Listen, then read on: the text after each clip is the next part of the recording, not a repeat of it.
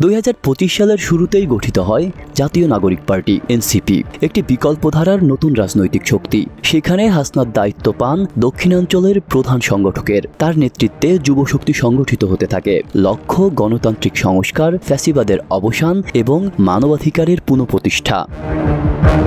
হাসনাত স্পষ্টভাবে আওয়ামী লীগ সরকারের বিরুদ্ধে অবস্থান নিয়েছেন। একাধিক ভাষণে তিনি বলেন, আওয়ামী লীগ গণতন্ত্রের মুখোশধারী স্বৈরাচার, এদেরকে সংগঠিতভাবে নিষিদ্ধ করতে হবে। তিনি বলেন, দেশে নির্বাচনের নামে প্রহসন চলছে, যেখানে ভোট নেই, মানুষের মতামত নেই।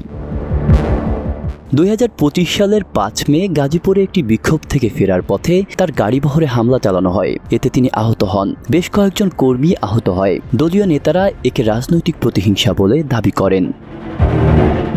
হাসনাতের বক্তব্যে বিতর্কিত গণমাধ্যম, সেনাবাহিনীর কিছু ব্যক্তি ও রাষ্ট্রযন্ত্রের সমালোচনাও উঠে আসে, যা তাকে বিতর্কিত করে তোলে। একদিকে তিনি তরুণদের মাঝে জনপ্রিয়, অন্যদিকে রাষ্ট্রীয় মহলে বিপজ্জনক ভিন্নমত হিসেবে চিহ্নিত করে কেউ কেউ। অনেকে তাকে বলেন মব লিডার, কেউ কেউ বলেন একজন সাহসী তরুণ বিপ্লবী।